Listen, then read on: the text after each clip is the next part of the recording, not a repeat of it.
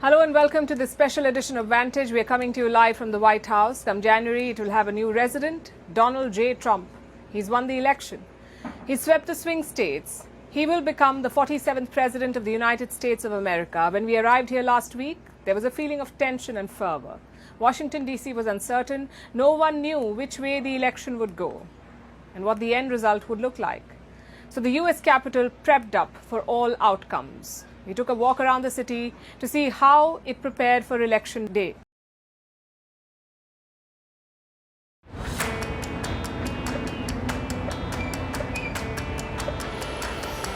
Welcome to Washington, D.C. Just a couple of days until this town gets a new chief. Or rather, a commander-in-chief. Elections usually bring excitement and energy, a feeling of change and hope. But around here, the mood is a bit different. Yes, people are concerned about the results, but they're more concerned about what happens after.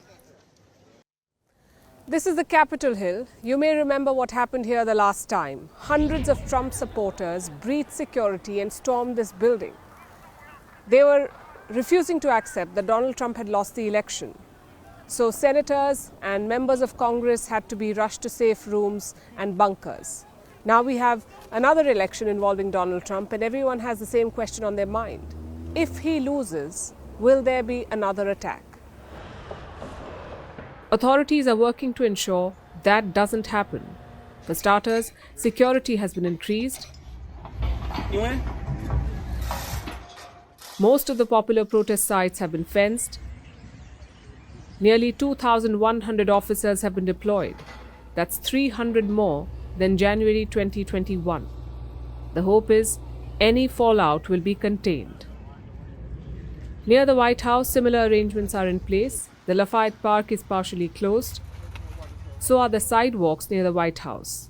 Officials are not taking any chances. They want constitutional centers to be safe in case things go south. Washington's governor is also on the job. He has activated some of the National Guards. Think of them as paramilitary forces. Each US state has National Guards stationed inside, sort of like backup for the army. In Washington, these troops have been put on standby. All that security may sound good on paper, but it only adds to the worries for the residents of the city. They got a taste of the violence in 2017 when Donald Trump was inaugurated as president. Hundreds of people took over Washington to the chants of "Not my president." Then they got the shock of their lives in 2021 when the Capitol riots happened. And now the people of Washington say that they're scared and nervous. A lot of businesses have boarded up their storefronts, fearing riots or violent protests. These are the people at the forefront of America's political divide. If the election is close, things may turn worse. Chances are candidates will approach the Supreme Court, another institution based in Washington. A legal battle is likely to bring a flood of supporters from both sides. A scenario that doesn't read well. Any violence will affect the locals in many ways. Their businesses are on the firing line. Roads may get closed, schools and offices could be shut, and police presence could turn the city into a fortress. It's a sad state for the democracy in the United States. Why should freedom have to protect your own property when you disagree with somebody? Doesn't make any sense. We all knows what happened when things doesn't go Trump's way. He incites his followers to protest in violent ways, and I think it's smart. I actually work a couple of blocks down in a government building, and I don't want to come to work on Tuesday.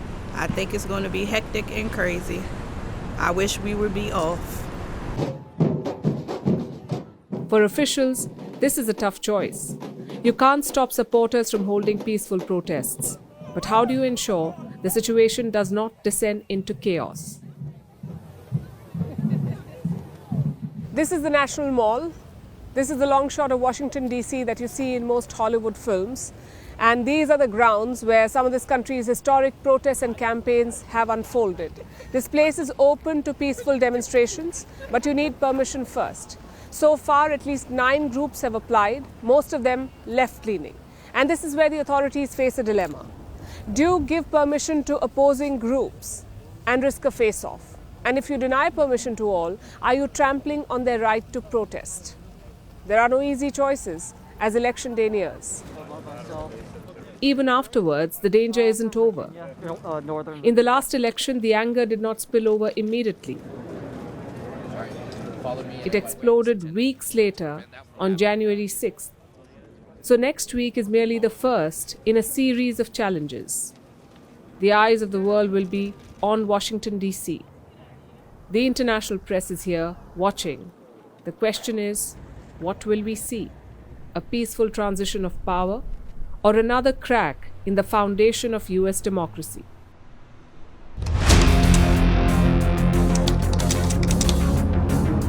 But it's a completely different story on the betting market. Elon Musk, the tech visionary who is backing Donald Trump. In New York, the Dow Jones and Nasdaq dropped over 3%. Joining Putin in flexing muscle is his dear friend Xi Jinping. The U.S. law calls for a presidential poll to be held on the Tuesday. I'm Kamala Harris, and I approve this message. I like that.